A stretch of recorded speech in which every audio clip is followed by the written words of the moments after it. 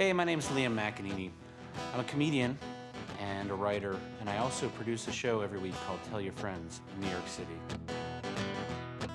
I started doing comedy when I was 19 years old because it was something that I'd always wanted to do. In about 2005, I kind of wasn't happy with my stand-up where it was, and I wanted to kind of move my stand-up comedy into a more personal place, which was something I didn't feel comfortable doing in comedy clubs. So I started Tell Your Friends as a place where comedians could workshop new material and feel free to fuck around. All right, broke a string. It's all right.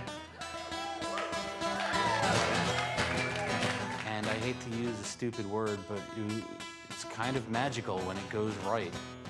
And it's still a lot of fun when it's a train wreck. And I really thought it would be a shame if there was just no documentation of it. I just wanted other people who aren't able to make it to New York City to be able to enjoy my show as much as I do. Well, I wish I was in heaven sitting down. I wish I was in heaven sitting down. Well, I wish I was in heaven sitting down. Oh, Lord, I'll tell you when the time comes around. I wish I was in heaven sitting down. I wish I was in heaven sitting down. Well, I wish I was in heaven sitting down. Oh, Lord, I'll tell you when the time comes around.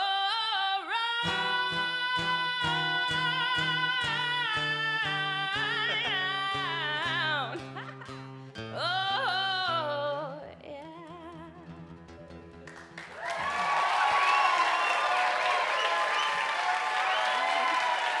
Hey, Nick, you should totally throw it into the audience. Shit happens. Shit definitely does happen, especially at Tell Your Friends. Anyway, without further ado, please welcome to the stage your host, Liam McEneaney, everybody!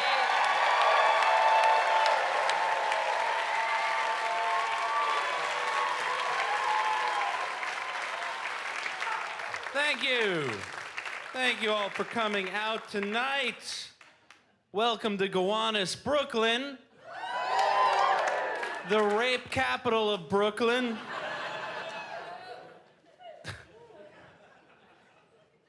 I hope you're all drinking tonight. I am drunk. I want to tell you guys about my relationship with alcohol. But before I do, I should explain I am single. Thank you. That one woman's like, give it up for loneliness. Like every single guy, I have tried prostitution. And it was great.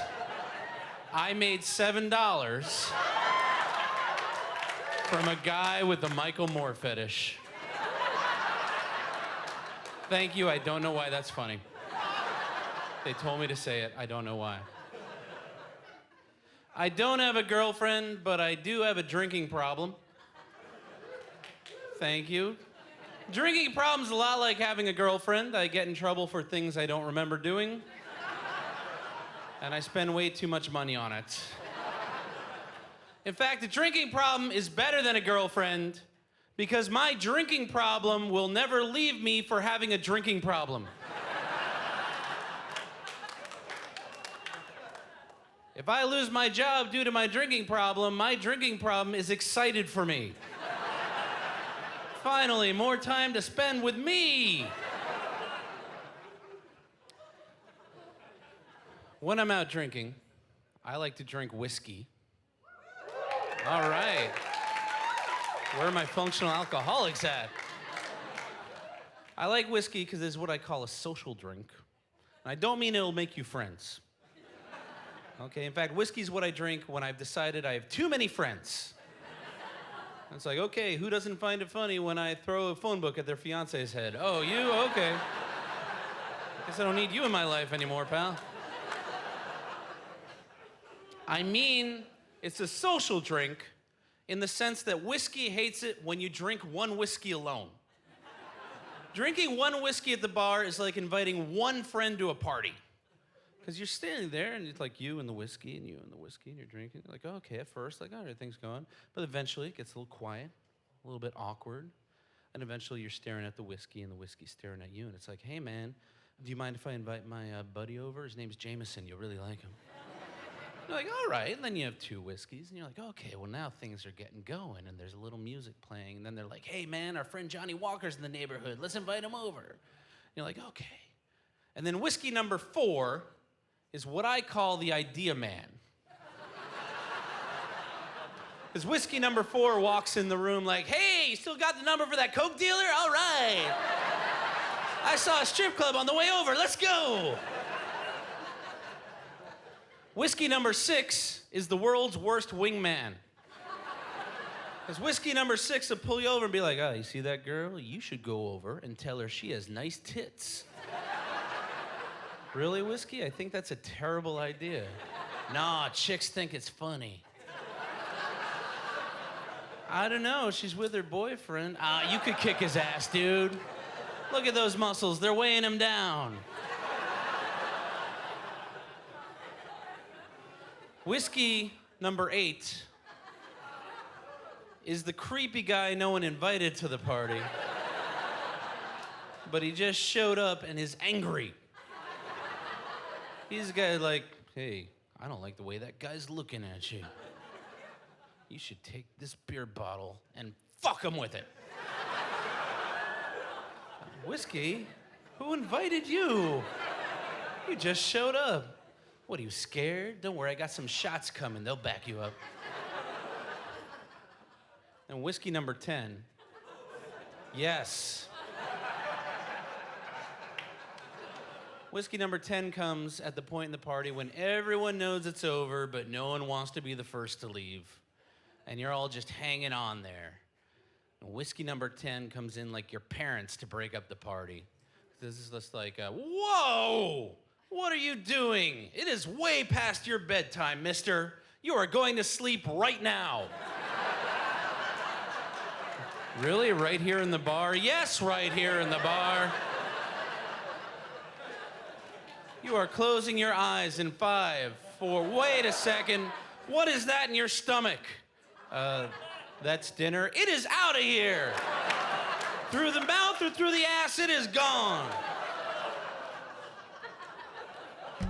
First of all, I love those small rooms, like places like the UCB where it only can hold so many people. I absolutely love that, and that's where the stuff that I work on, that's where it always starts. You know, the creative fulfillment is not necessarily the venue. You know, doing an hour theater show is a different task than coming up with material.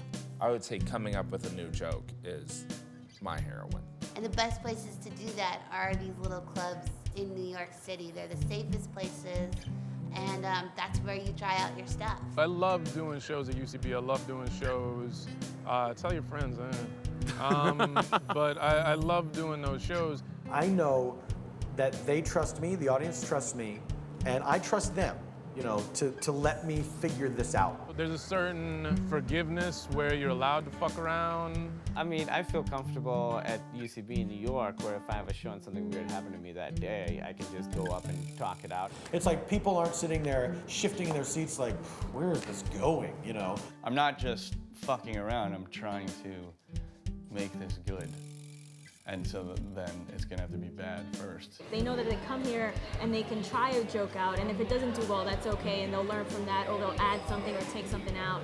And our audience is there for that journey. This next comedian coming to the stage is an old friend of mine. When I first started doing stand-up, he was already one of the most respected comedians on the alt comedy scene. I remember reading this thing Jay Leno said, the first 500 times you perform stand-up don't count. So I kept track, and then I did my 500th show, probably in front of 4 people, and I was like, I get what he means. Because your 501st was at Carnegie Hall. My 501st was at Wembley Stadium. I went on right after Elton John. Ladies and gentlemen, give it up for my good friend, Mr. Leo Allen.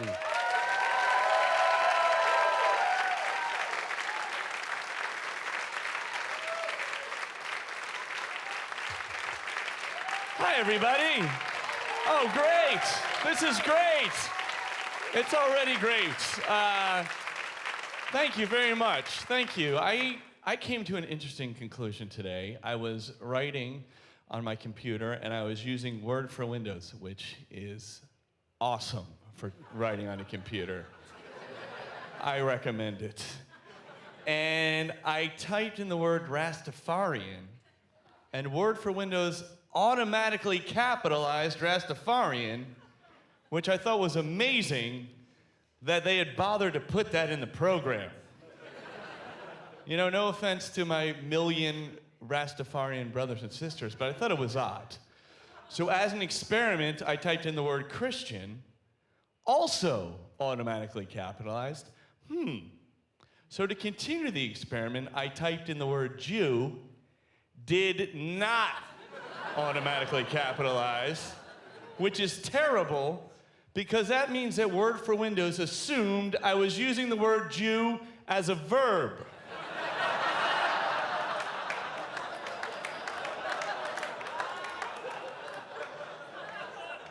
As a Jew, I was offended. How dare you, Word for Windows program I got for free from a friend of mine. Oh, so the conclusion I came to was that obviously Word for Windows was programmed by anti-Semitic Rastafarians. Little known fact. I've lived in New York City for a long time now. I assume most of you do because you found your way to this place. It's like a test.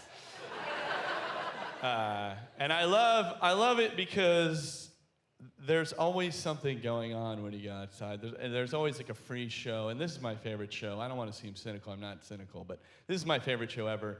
Couples fighting in the street. Is that not incredibly entertaining? It's so entertaining. You can be in an argument with your own significant other, but if you see another couple fighting, you'll be like, hold on a second, honey, bookmark this. Let's watch how this guy's fucking up this situation. Here's the best argument I ever saw in New York City. It was a couple years ago on the Lower East Side. It was a man and a woman.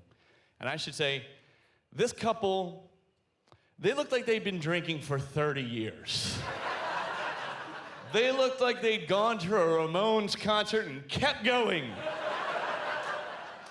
And I overheard them, and this is it verbatim. The man is walking about 10 feet behind the woman. He's going, I'm sorry! I'm sorry! I'm sorry! And finally, she turns around with perfect timing. She goes, you shit your pants.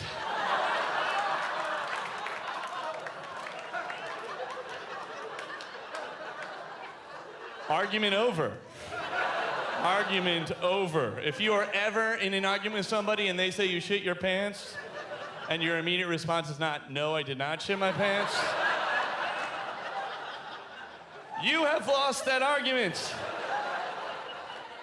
Pack it up, Socrates, it's over. Save it for a clean pants day.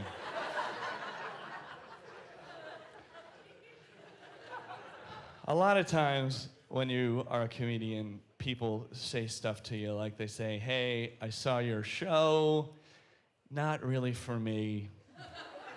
Do you think maybe it's because I have no sense of humor? And I'll usually try to be nice. I'll be like, no, you know, it's probably me. And they'll be like, no, it must be me. If only there were a way so I could scientifically determine how good my sense of humor is.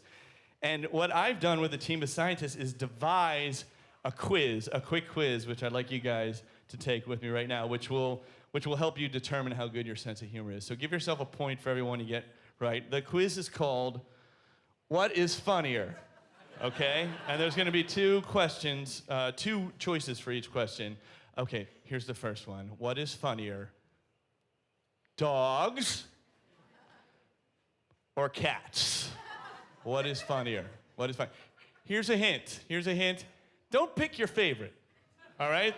This is not about what you think is cutest. This is about what you think is objectively funniest, okay? That's the hint. How many people think dogs? Okay. Okay. How many people think cats?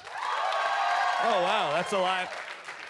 I would say people guess cats overwhelmingly, but you're wrong, it's dogs. It's dogs. There's no debate. This is scientific. Here's why. Cats eat their own vomit. And that's pretty funny. That's really funny. But dogs eat their own feces. And that is hilarious. That is some serious commitment to the bit.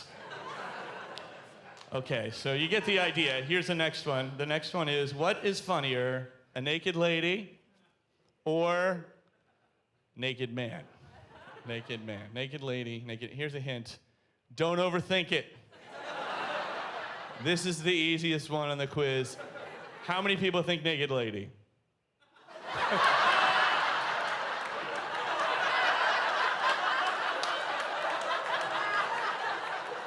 Awesome. How many people think naked man? No. Okay, good. You're right. Naked man is clearly the answer. Why? Because even if you're a heterosexual woman and you're out brunching at a sidewalk cafe, you see a naked lady walk by, you go, a naked lady. But what do you do when you see a naked man walk by? You laugh. You point and laugh.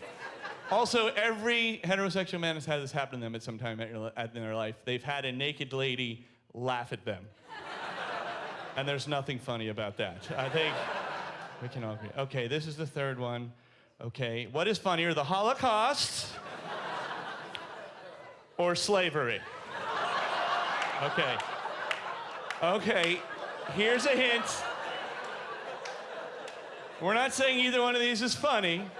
We're just saying which one is funnier. And again, don't pick your favorite. Go with which one you think is objectively funnier. How many people think the Holocaust? Good. How many people think slavery? It still exists. It's pretty evenly matched. The answer, though, is the Holocaust. The Holocaust is funnier. You know why? Because the Nazis were the villains in the Holocaust, and they are the funniest villains ever. There's not even a fictional villain that's funnier than the Nazis. Not Darth Vader, not Voldemort. That's right, I said it out loud. Not Cruella de Vil. Nazis are the funniest. Win to the Holocaust. A phrase that is not uttered enough. Okay, this is the second and last one, very quickly. What's funnier, vomit or diarrhea? Here's a hint. This is a tough one. This is maybe the hardest one. This has torn families asunder. A significant part of the Talmud was spent discussing this. It's a hint. How many people think vomit? Okay. How many people think diarrhea? Pretty overwhelmingly diarrhea. You're all wrong. Vomit is definitely funnier. You know why? Two reasons. One, facial expressions. Because you know it's coming out of you and you're gonna taste it, so you have like a look of horror. Also, number two, sometimes when people vomit in public, it makes other people vomit. That is awesome that happens. Diarrhea, that would be because you all ate at the same buffet. That's very rare. Okay, here's the final one, really quickly. Final one. What is funnier, an Amish guy or ultra-Orthodox Jewish man? What is funnier, Amish guy, ultra-Orthodox? How many people think Amish guy? How many people think the ultra-Orthodox Jewish man? Okay, it's a bit of a trick question. They're equally funny. And why don't they just join forces? Like, why don't they just form the most awesome, necessarily all-acoustic heavy metal band ever? Who wouldn't want to go see that? Also, I'd like to point out that you're all racist because that's the Jewish guy and that's the Amish guy. Sometimes comedy is about learning. Did anybody get 5 for 5? Did you really? You did? Sir, this is for you. And you deserve it. You earned it the old-fashioned way. God bless. Congratulations. Thank you very much, everybody. Enjoy the rest of the show. Have a good night.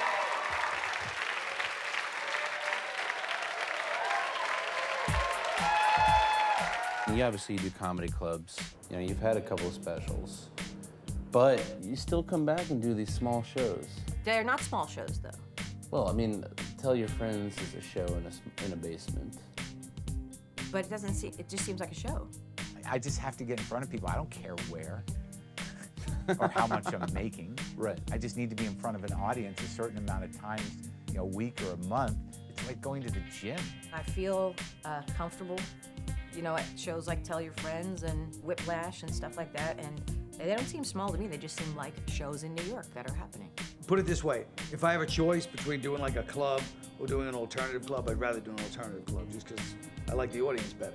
I find that my performing gets better when I perform at legit comedy clubs, but my writing gets better when I do the smaller alternative rooms. I wouldn't want to do just one or the other, honestly.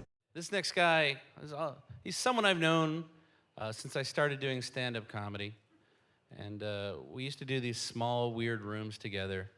And I'd always see him and I'd always say, that guy is gonna be big. He's gonna be a national headliner, that son of a bitch.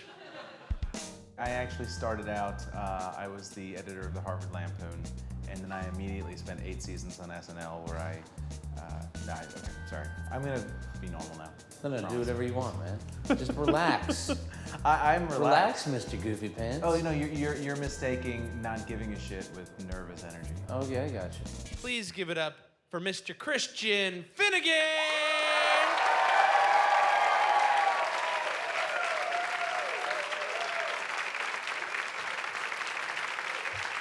McEneaney!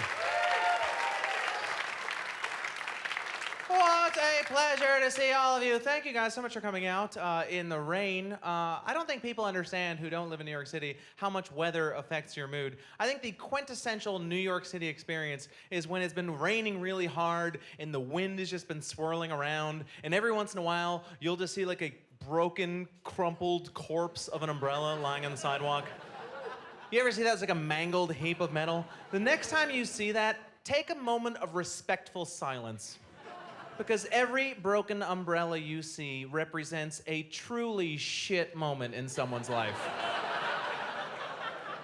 That is a catastrophically bad day that person was in the middle of. Because that doesn't happen casually, like, hey fellas, look, my umbrella turned inside out again. I'll just drop this here and go about my day, tra-la-la-la-la.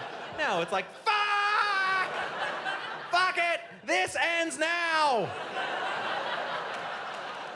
I can't even get to a garbage can. Because there's like a trash can roughly every 40 yards in this city. So when you see that, that is someone who simply said no mas. And it's never on your way home that you have that situation, you know what I mean? It's always on your way to somewhere, like a dinner party or a job interview, and the wind is just blowing in your face, and then the one spoke breaks, so you're holding up one end as you walk. I am not a religious person, but if there is a hell, I believe it is walking up 9th Avenue in New York City for eternity in a rainstorm carrying a $4 Dwayne Reed umbrella. Forever and ever, amen. It's hard to not be stressed in this city. It's hard. Sometimes you gotta remember, you just gotta relax. Sometimes you just have to stop and smell the whatever the fuck that smell is. Very, very important. It's nice to be here in Brooklyn, or as I call it, land of a million beards.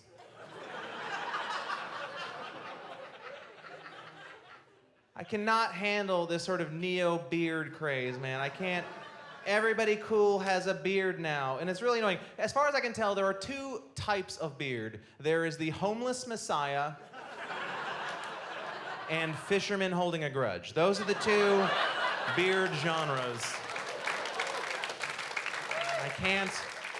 I can't do either of them. I wish I could grow this sort of hipster beard, man. I wish I was a nerd when I was a kid. That's kind of the cool thing now. It's like, oh, I was such a nerd growing up. I was not a nerd.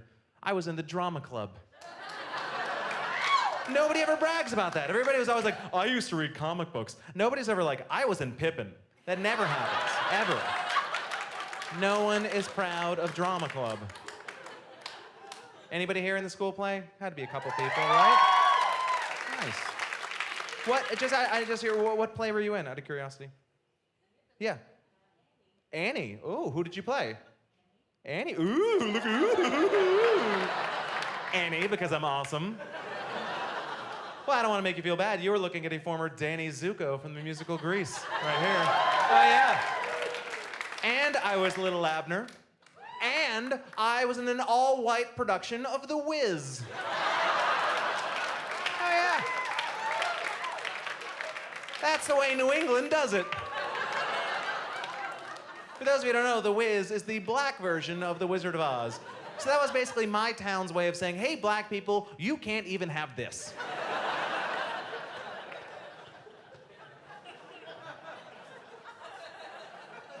People always think that if you were like a dude in drama club that you never hooked up with girls. How wrong you would be, okay? Maybe if you were on the football team or the baseball team, you actually had sex more often, but nobody in your school fooled around more than the kids in the drama club. Because if you were on the football team, thank you. If you were on the football team, you either had a girlfriend or you did not have a girlfriend. In drama club, you just had a bunch of vague, nebulous friendships. Like, I don't know what this is right now, but you're crying, I'm gonna play The Cure, and now I'm gonna touch your boobies. All right. You're reading some crappy poem I wrote, I'm pouring you a fuzzy navel, let's see where this night takes us. While the football players were rolling around in the dirt with each other, I was giving back rubs to goth girls with low self-esteem. That's right. That's all drama club is. It is horny teenagers giving each other back rubs. Erotic, blue ball-inducing back rubs. Because you didn't know going in as a guy, is this like an actual back rub or is this one of those back rubs? Because ladies, through no fault of your own, you were not allowed to own up to your own sexual urges. So you sort of couch it in a bunch of nonsense like, oh, I'm so tense, I need my shoulders rubbed. And then as a guy, you'd be like, okay, I'll rub your shoulders, trying to like cover up the boner. You're like, okay. And then if you felt like you were getting the green light, maybe you start working the thumbs down the spine, right? A little slick move. And then if you really felt like you were getting the go ahead, maybe you reach around, try to get a little side boob. There's nothing wrong with side boob, people. That is my second favorite boob quadrant.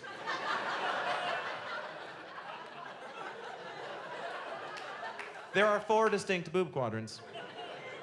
Hence the term quadrant. Let's break it down. Think of the nipples as axes. Of course, there's top boob, which, although lovely, is a little bit run-of-the-mill. I mean, let's be honest, I can see top boob from the stage right now. Hi. It's fine. Nice vantage. But then, of course, there's inner boob. That's the second most common. You see that at like the Oscars, the Emmys, any sort of red carpet special, plunging neckline, cantaloupe thing. That's fine, whatever. You never get a glimpse of side boob, and that's what makes it so exotic to us, right? The only thing that beats side boob is under boob. Oh, yeah. The only time you see under boob is when you're at the beach and some girl's bikini top is messed up, and you're like, I'm not supposed to see that. Oh, yes. Beneathage, yes. That is the white whale of boob, my friends. By the way, the white whale of boob will be playing on this very stage next Saturday. Make sure you check in with them. Afro, ska, core, funk.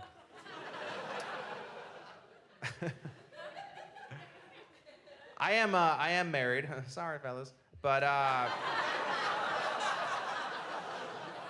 my wife and I are actually trying to buy an apartment here in New York, which I've never owned a home before. I had no idea how complicated it was. People talk about square footage and direct sunlight and all that shit. I don't know any of that. I have one criteria for owning a home, just one. I go to an open house, I stand in the living room, and I ask myself, is this a place where I feel comfortable being yelled at on a regular basis? Because when you live in an urban apartment, things are gonna go down. So why not have a home that is argument friendly? I'll actually choreograph the arguments at the open house. Just kind of save some time. Like, honey, I love this place. Check it out, check it out. You'll come around this corner. You'll tell me to go fuck myself. Can you see that? Can you see that? Then I will pace angrily down this hallway. We'll just designate this Christian's pacing runway. Then this is the door we'll slam in each other's faces. You have to give every door in a new apartment a good slam test, because you want a door that has a good sort of, fuck you whammo. You know what I mean? Because it can't be like, yeah, that's what I said last week. That's no good. That's no good. You need a door that has a good sort of like, suck it. That's what you want to say with the door, so you don't have to say it yourself. These are questions you have to ask. Excuse me, Miss Realtor lady, does this apartment have multiple exits for when I need to get the hell out? Because she can only block one door once. How thick are the walls between the apartments? When my wife yells, go to hell, you goddamn faggot, will the neighbors hear that? I don't want the Asian couple next door to know that I'm half a man at best. They don't need to know that. Thank you, guys. Y'all have a great night. I'll see you later. Bye-bye. I mean, the good thing about the smaller clubs, the alternative clubs, is you can work a little bit subtler. Right. Whereas in the big clubs, like I said, you can put subtle stuff in, but it's not gonna get the laughs you want it to get. Right. When I was doing the clubs, I ended up just having to, it was all work, and it wasn't fun. You got these shows, all the pressure, you gotta pound it out. The guy in front of you, the fucking middle act, when you're on the road, the middle act is the guy that's like, fuck this, I should be headlining, and he blows him away. He's pounding it with all his best dirty shit. Any comedian that's like doing this before they go on the stage, anybody that gets weirdly aggressive, like, we're gonna fucking kill it out there, like, what are you talking about? This is supposed to be fun. Or he'll be like so dirty and then misrepresent you as being dirty. Hey, if you didn't like that dirty joke, wait till Colin Quinn gets out. You people better loosen up. I'm sitting there going, quit saying my fucking name and quit acting like I'm as dirty as that dick joke you just did. Yeah, it was perfect for a low-energy Midwesterner to follow someone fucking a chair. And to have an audience not interrupt with like, it's my bachelorette party, talk about me. Like, there's something kind of nice about that. Sometimes clubs can seem more like the comedy can seem secondary. I mean, how many times at a regular club have people have that story of you sitting there and suddenly in the middle of your act, which is going great, right? So you think everything's fine, happy birthday, and you look over, a fucking table is saying happy birthday to one of the people at their table. I mean, it's absurd. So I mean, alternative was more, in some ways it took comedy more seriously. Right. I love New York City, the greatest city on earth, because we have the friendliest homeless people I have ever seen. They will give you all kinds of advice without being asked. I was walking down the street, a guy sitting in the gutter shouts, "Hey, my man, you gotta walk tall. You gotta show some pride." I was like, thanks, you're not wearing any pants. Growing up in New York City, the NYPD had a program where they would send a uniformed officer into my classroom twice a year to talk to us about drugs. And the guy would come with a briefcase filled with drug samples. And he would explain what each one was, what each one would do to us, and how much each one would cost. And I was never sure if this guy was supposed to tell us drugs were bad or if he was some kind of traveling drug salesman. Because he'd be like, all right, kids, this here is cocaine. Now, you may have heard that cocaine's a fun party drug, but it's very expensive. A lot of people have lost their houses and their cars using it. That's why they've switched to crack. It gets you high, but it's only $5 a hit. This is marijuana or weed. Now, your friends are gonna try to tell you that the marijuana is not that bad for you just because it's not addictive and it does no long-term damage.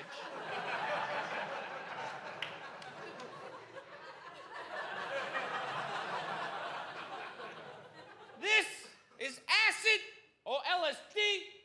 Now I'm gonna tell you kids a story about a boy not much older than yourselves. Was at a party and decided to try the acid for the first time. And he thought he could fly. And he saw a moonbeam coming in through the window. And he thought he could climb that moonbeam to heaven. Then he wrote a song about it, made $8 million. Now he owns an own. Don't do drugs, kids. A lot of times the club audiences are not like comedy audiences. They're people who go to a comedy club once a year. So their tastes are different than somebody who goes to comedy clubs every week. You know, I did a comedy club in Indianapolis, and I used to have this old joke where I would say I was Korean. And on 2 separate shows out of 5, people yelled out, "No, you're not." And it's like, I know I'm not. That would be the sarcasm. And that's how I think you get sometimes where people kind of get in a very routine, groove or a comfort zone where they want to play it safe. There's a lot of like sort of formulaic tags that you can do in comedy clubs, like you say something weird and dirty and I'm like, "Oh, come on, Mom," or like, like those typical sort of turnarounds. I mean, the problem with the clubs, to me, is that the clubs, especially the late shows, it's dick jokes or nothing. You could be doing like the most brilliant shit and people laugh, but if somebody gets up there and starts doing like just filthy dicks, everyone's like, "Now we're talking. This is what we came out here for." And that's fucking frustrating, Right. This next act coming to the stage is one of my oldest friends and also one of my funniest friends.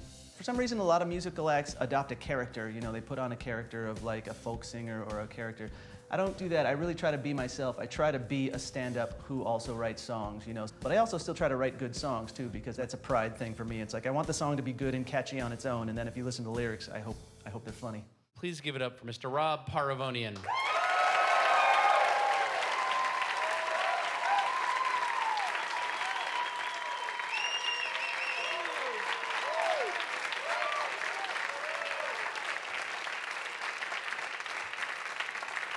What is up, Brooklyn?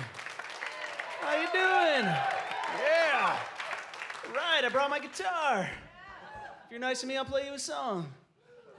If you're not nice to me, I'll play you a song by Kesha. As long as we understand each other, because her songs are annoying. She makes Black Eyed Peas sound like Tchaikovsky. So, yeah, you guys like oldies? Like 19th century? Me too, one woo, awesome. I love it. I actually love a lot of historical music. Civil War era music I love the most, and I watch a lot of Civil War documentaries because of it, but I don't think the music gets the credit it deserves, because everybody says that the Civil War letters that the soldiers write are so awesome, but I really think it's the music that they play during the letters that makes the letters awesome, because all the letters are the same. It's just the music. Dearest Martha, as this war rages on, all I hope to do is see your face again. I mean, it's a nice letter, but it's the music that makes it awesome. Which is why I play that music every time I leave my friends a voicemail. Just makes whatever I say sound way poignant. Dude! We're totally in your neighborhood partying right now. Come do some shots with us. Woo! Rob Paravonian, 2010. I actually like the cowboy music. My mom moved to Texas when I was 14, so I almost lived in Texas, but I did not go with her because when I was 14, I was a 105-pound honor student that played the cello. People had enough reasons to kick my ass. I did not need to add Yankee to the list. But I visit her a lot. My mom lives way out in the boonies. The road to her house is a mess, potholes everywhere. And it's been like that ever since I've been visiting her, except last year I went down for Christmas. Do you know what they did? Did they fix the road? No. They actually put up a sign that says, "Rough road." Thanks? Are there people in their car who are like, "How do I describe this road?"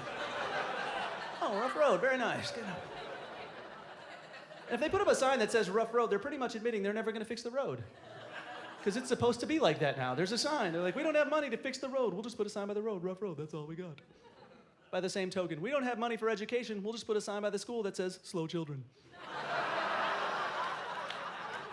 It's all about lowering those expectations. Because I went to public school my whole life. My dad was a public school teacher. The public schools never had any money. I was in the music department in public schools the whole time. We had to do like 5 fundraisers a year because we never had any money. And I usually didn't like any of the fundraisers, except once a year, I actually liked the fundraiser that we did for the music department. So I'll leave you with this song. I'll bust out some mad rhymes on the subject. Oh, all right. So here we go. Oh yeah. Andantino players. This first chair comes with responsibilities, son.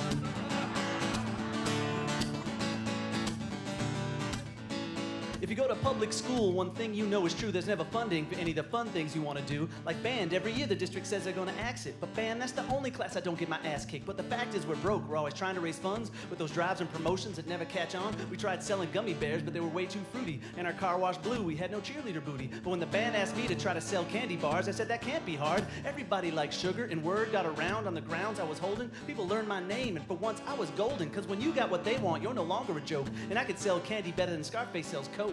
And where I once was an unwelcome wimp, thanks to band candy, I walked the halls like a pimp. Pushing back candy, I am the man G, all my classmates, dollar bills to hand. Pushing back candy, I am the man G, all my classmates, dollar bills to hand. Pushing back candy, hey. Now selling candy in schools is against the code of conduct. But drop me some Washingtons, I'll slip you the product. Cause I'm clandestine, I'm destined for the best. Son, I sold 20 bars while acing a history test. I'll sell to you in gym class, meet me under the bleachers. I'll sell you seconds while you eat yours. I'll even sell to teachers. I'll sneak in the lounge and hide the nicotine patches. While they're fiending and scratching, I'll sell candy in batches. You can't match this. You wanna go toe to toe? I'll sell enough to buy my own homecoming float. And I'll roll in the parade with my drumline beat. While the whole town throws down dollar bills at my feet. You can't compete with me. And I don't mean to boast, but I hide like a ghost. And I sell by the gross. And now most of you know that I'm the candy pimp king. When I get done, they'll name the school after me. Pushing back candy, I am the man G, all my classmates, dollar bills a hand. Pushing back candy, I am the man G, all my classmates, dollar bills a hand me bass. And maybe a little tuba, this year's band camp's gonna be in Aruba.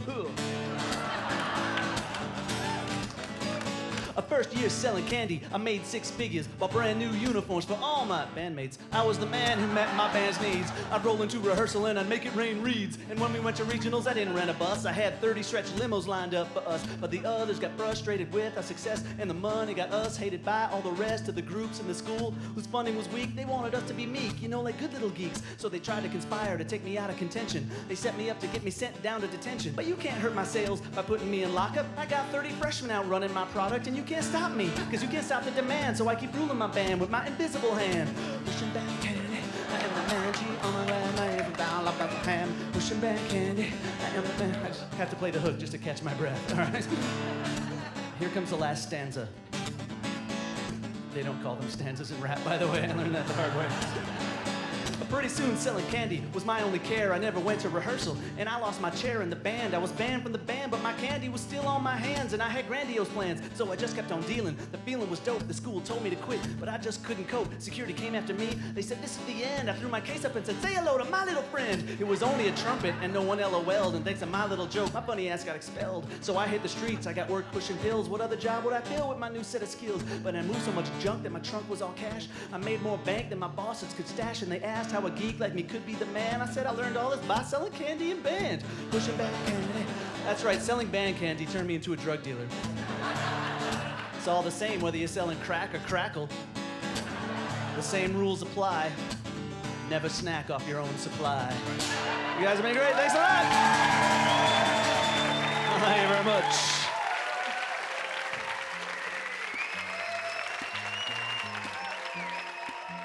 The audience, as great as they are, as smart as they let you be, in alternative clubs, a lot of people do take advantage of it, and they don't write humorous stuff. You know what I mean? Like some people use it as a veil. Like, you know, I spent a long time just insisting that, you know, weird existential bitterness was valid entertainment. I'm not sure it is. But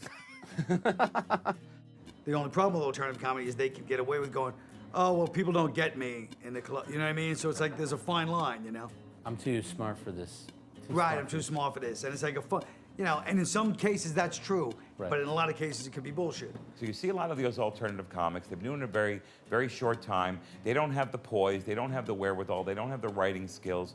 And they go on stage, an alternative room, and they think bombing is cool or that makes me alternative. You know, I compare everything to food. It's like some of these fancy restaurants where like their food is so creative, but it's not satisfying. You know what I mean? It's like, wow, this is amazing. You mix strawberries and steak. That's brilliant. It still tastes bad. It can often be a little too cool for school, you know? They actually enjoy when things go wrong more than when they go right. I understand that everybody wants to see the unexpected, but you never get better unless you do things that are expected, like material. Right. What's that? You want to hear another hilarious joke about my sexual inadequacies? Okay. Okay, if that's what you want. When it comes to sex, I wasn't kidding about this. I've got 8 hours of this. When it comes to sex, I am like an Olympic athlete. In the sense that I train and train and train for an event that happens once every 4 years. Thank you. Are you ready for your next act?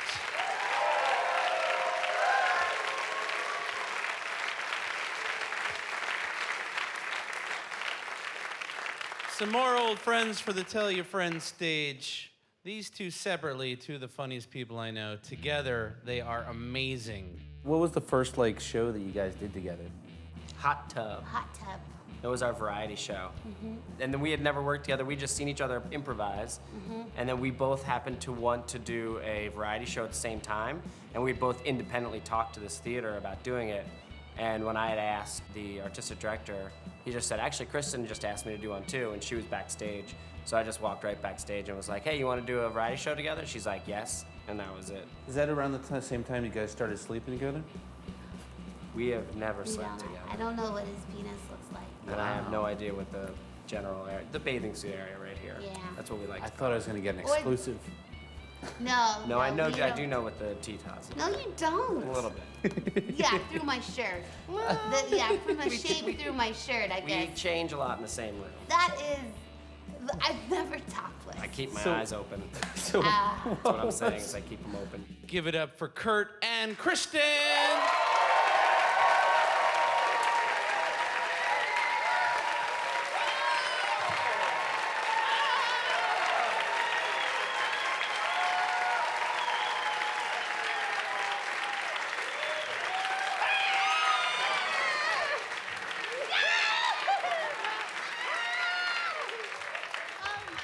Ladies and gentlemen, hello! Hello. Ladies and gentlemen, Both of you. my name is Kurt, And I'm Kristen. and together we're fucking delicious. Unless we're doing bar mitzvahs. Yeah. And then we're just very delicious. You know, for the kids, for the Yeah, kids. For the kids. Yeah. They don't know what fucking is. Oh. But someday they're gonna find out. Oh. And they're gonna love it. They're gonna love it so much. They're gonna love it so much. I just wanna be, Yeah. I wish I could be there the moment they're like, oh, yeah, I like this. Oh, I like this. And it's like peering in through a window. Do you remember the moment you liked it? Oh, Your yeah, face. of course. The moment I like sex? Yeah. Yeah, I was like,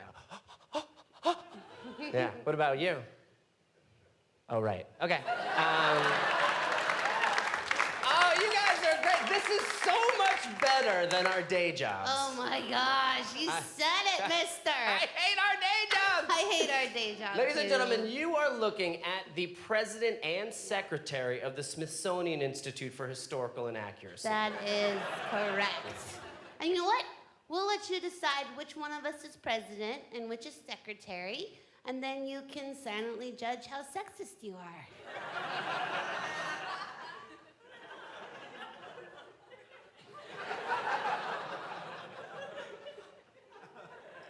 I'm the secretary. I'm the president, of course.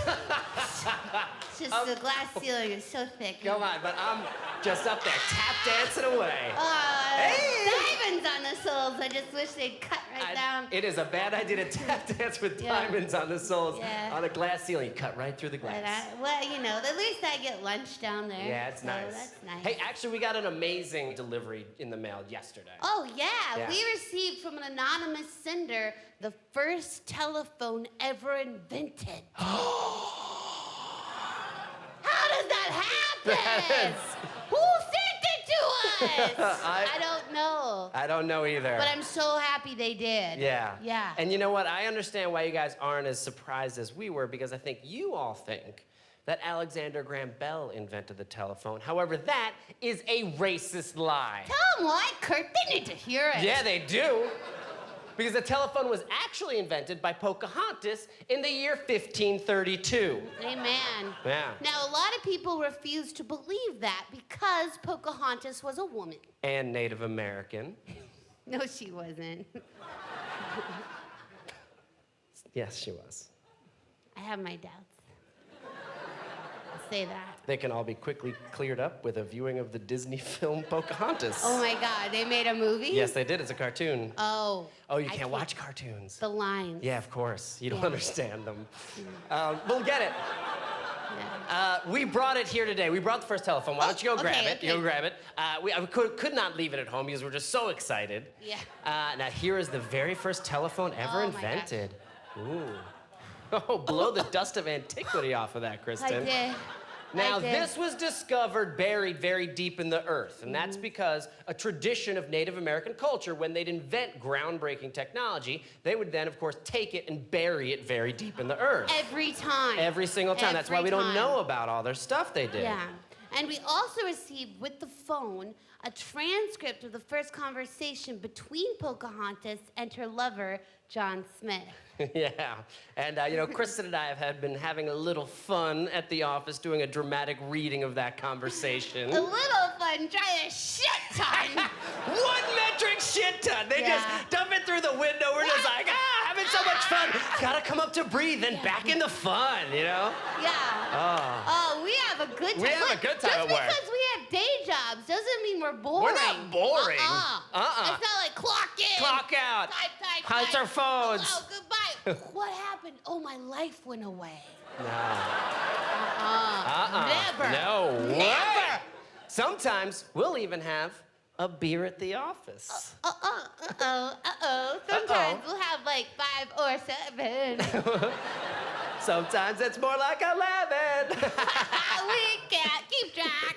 Sometimes I'm like, oh, excuse me, boss. Could you file this beer? Oh, I think I could, Kristen.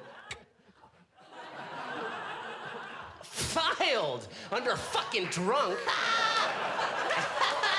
And that F cabinet is so full up now, we cannot fit anything in there anymore. No. And then we went down to the D cabinet for drunk, fucking, and that is full up as well. Can't get in there.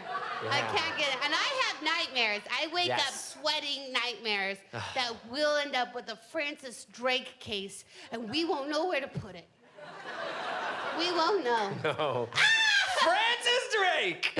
So, when we do dramatic reenactments at work, we like to actually get dressed up in authentic gear from that time. This was actually discovered in a cemetery on a dead pilgrim. Yep. We didn't bring shovels that night, and my fingernails are still throbbing. Now, this is an authentic Native American headdress that I found in the costume shop for $11. Talk about not knowing what you have. You said it, boss. I couldn't believe it. I was afraid that I'd get arrested, and I called you, didn't I, Kurt? And they said, come get me in the getaway car. And we went on a car chase for days. For days, no one was chasing us. No. It was just fast driving, reckless. Yeah. Reckless driving with our heads out the windows. Oh, so much fun. Bonnie and Clyde. Yeah, now this is actually an authentic Native American headdress made from the feathers of the rainbow vulture. That is a vulture that would hide in rainbows and then attack its prey. Yeah. It had to Extinct wait. now. Yeah. Extinct now. It had to wait for such specific conditions under which to A rain, hunt. and then, pray to God, a rainbow. We call them God's little mistake. Well, God doesn't make mistakes. Well, that's where you and I differ. Okay. So this is the very first telephone conversation ever to take place between Pocahontas and John Smith in the year 1530. You ready to get in character?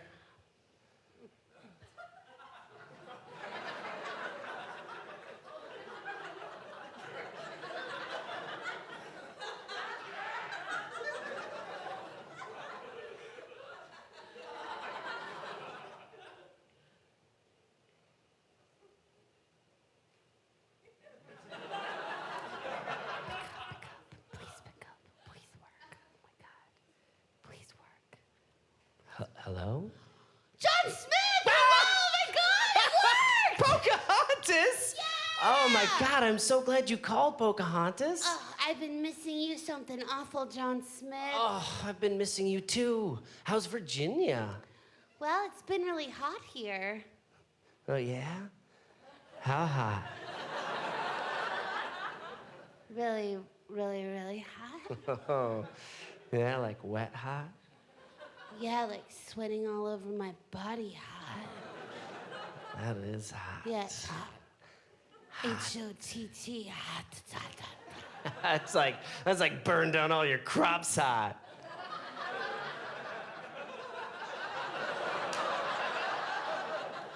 Yeah, I know. There's been a famine here because of it, so Oh. yeah, that is what's happening. I'm sorry. I'm sorry. Yeah, it's devastating, and there's can imagine. a lot of death. Yes. And we don't know where to put the bodies because of all our inventions. Right. That ground's all full up. That ground's all full up. Yeah. Well, hey, you know what? What? I've got a famine in my heart for you. Oh, yeah? Yeah, I do. I bet you if you were here, we could beat the heat. Oh, you think we can beat it? Yeah, I bet you we could just beat it and beat it and beat it. Oh, just beat it up all crazy? Yeah. How are we gonna do it, John Smith? Ooh, well, first we gotta cool you off, don't we? I need to be cooled off. Yeah, we gotta get you out of these clothes. Yeah, show me how, John Smith. Well, first I'm gonna take off your buffalo skins. Take them off. I don't like my buffalo skins. And there you go, you're totally naked now. Easy. What are you gonna do to me? What are you gonna do to me? Oh, well, I am gonna wrap you all up in a smallpox blanket. And then I'm gonna What's that? I'm gonna It sounds hot, but I don't understand. I'm gonna What is that? What is that? What is that? I'm Is that your native tongue? No, I'm gonna stick your cock in my mouth. Okay. I have your cock in my mouth, Okay, obviously. let's put it back in. I didn't understand. That's why I couldn't understand you. But I thought you'd get it. No, I had no idea. I had no idea. Oh my God. No, I'm so sorry. I'm mortified. I'm putting it back in. No. Here it comes. Choo choo, right into the hole. Here it comes. No, you came. Oh. That's quite embarrassing considering just moments ago I had no idea where my cock was. Yeah, I was surprised. Well, look what I'm doing, huh? Giving you a back massage. Okay. Giving you a back massage, getting up into your back there, and oh, look, you came.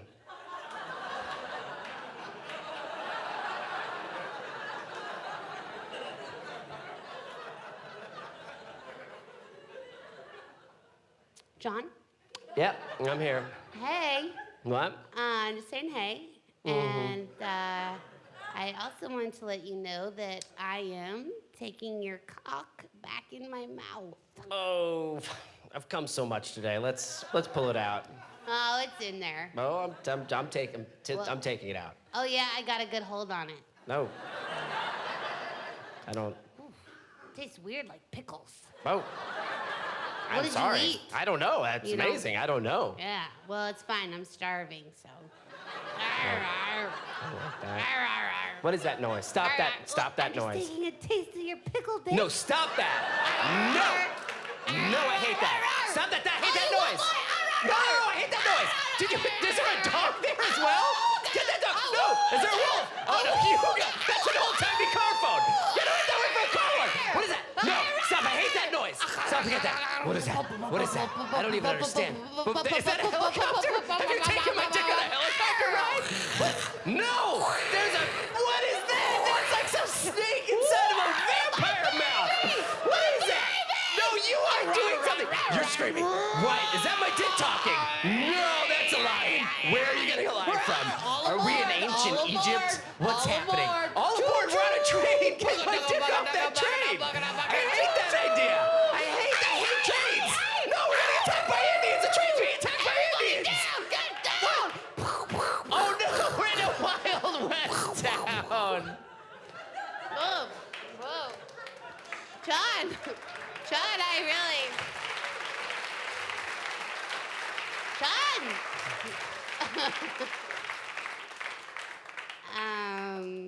Are you conscious?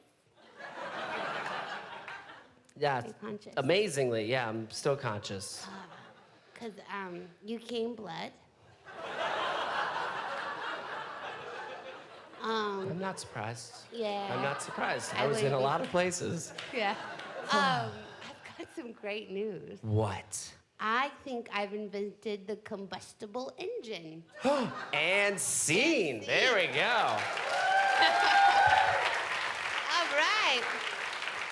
And that is tell off. You deserve it. Tell off, my Tell off. friend. Now, Thank you. you'll Thank you. notice that Pocahontas invented the combustible engine, which is different from the combustion engine. Yeah, it's basically just a car bomb. It just explodes. It just explodes. But she made it. She made it, guys. Pocahontas is responsible for every invention from 1492 until the present day. And that's what we're here to prove. Out to prove, aren't we? Thank you very much, ladies and gentlemen. Good night. Good night.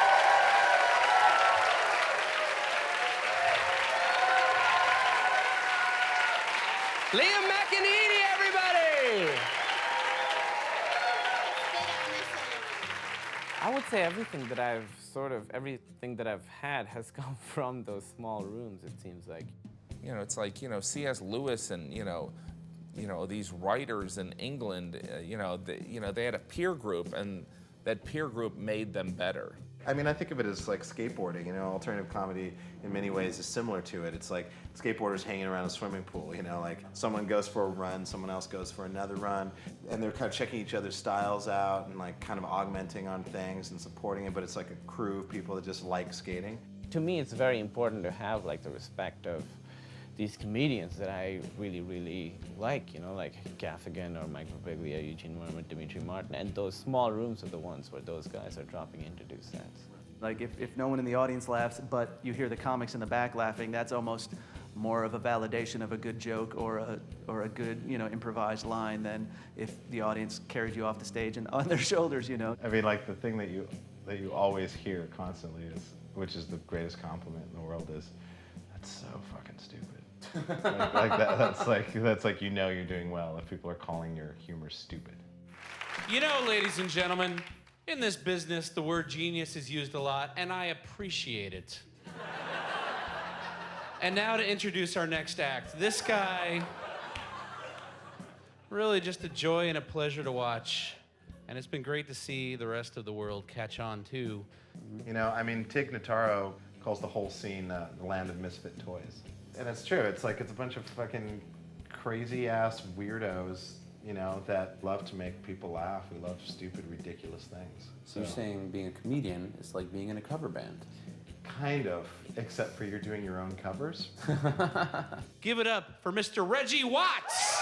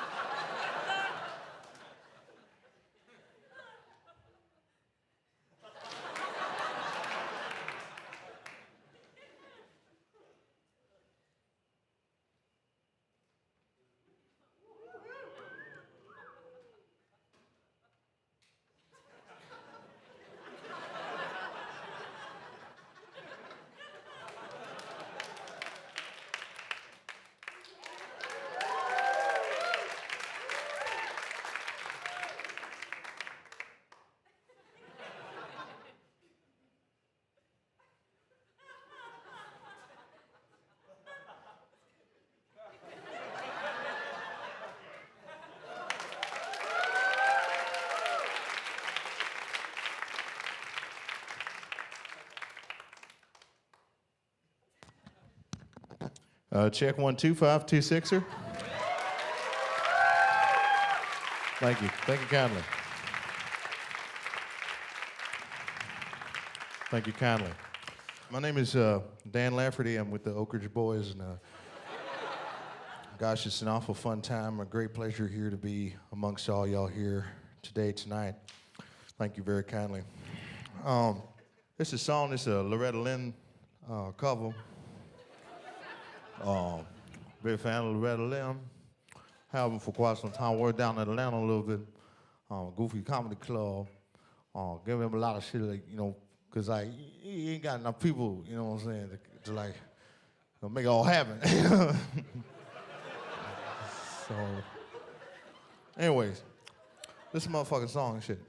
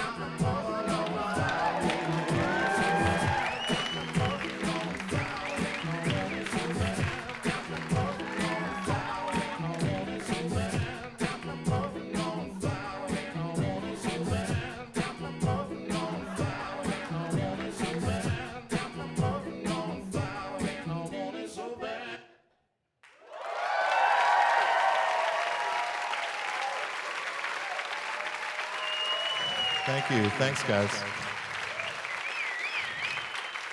Thank you very much. Thanks, everybody, for coming down. I'd like to talk about a few last impressions that I've been out. And my sister, I'm in Stree. You know, she was always there for me, and I owe it. It's each other, you know. It's like, come on. you know? you know what I'm talking about. It's like, stop it! So, anyways, but this is it's a quick impression of Christopher Walken after a brunch.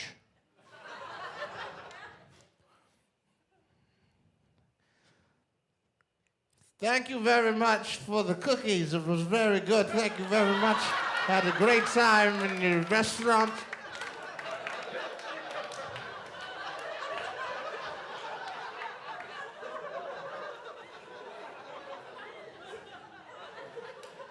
Okay, here we go.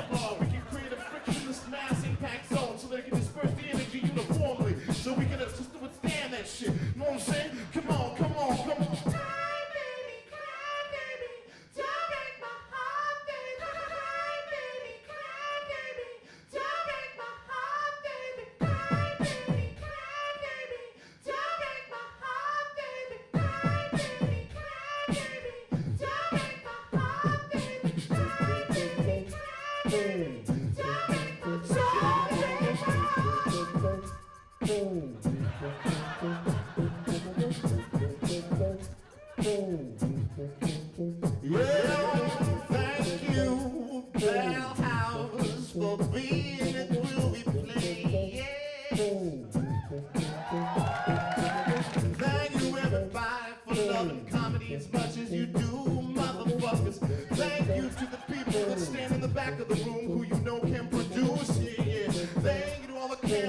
for making all this shit look like something you can see. Yeah, yeah. Oh, yeah. And thank you to craft services for continuing to provide food that's not really healthy but kind of gets you by. Yeah.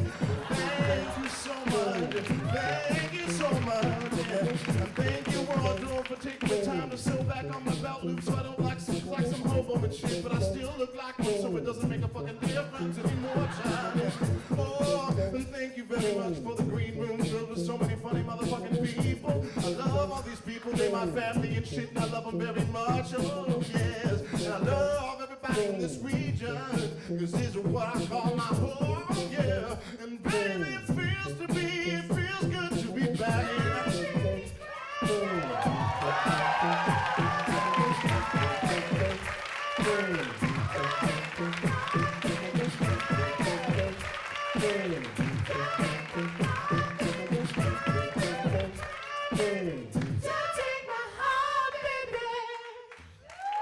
Thank you guys very much. Have a wonderful, wonderful evening. Thank you so much.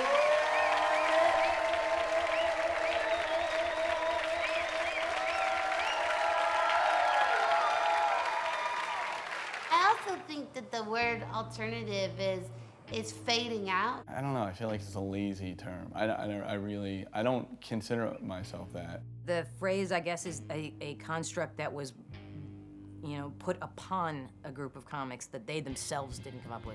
And then people in our business want to say alternative and mainstream, so they have something they can put in the file. I'm a mainstream comic, I'm opening an alternative club, and that all is horseshit. Like, I don't know any comedian who refers to him or herself as an alternative comedian. I don't think anybody's calling Zach Galifianakis an alternative comic. He's just a comedian.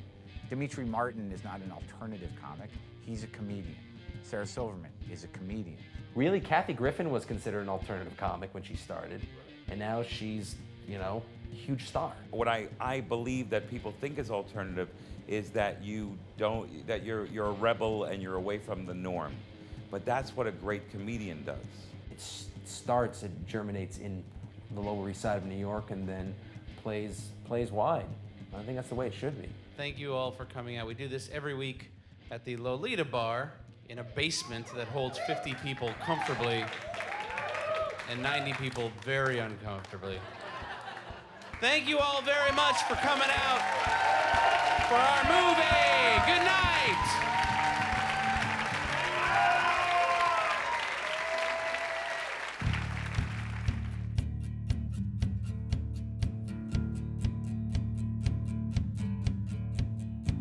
The show just started, go on down the stairs. Eat your veggies and say your prayers. There's a fire burning through this town. Can't you feel that laughter from the underground? From the underground, from the underground, from the underground. Got to tell your friends. Whoa, tell your friends they'll all be there tonight.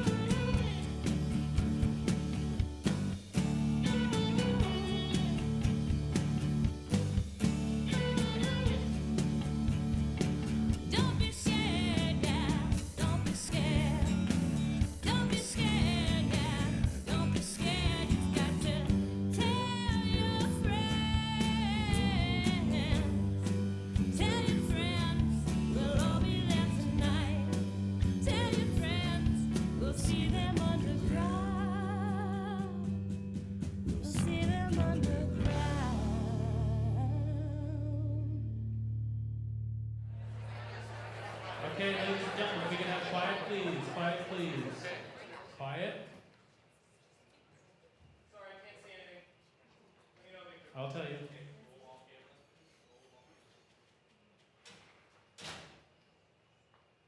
Okay, go ahead and slate.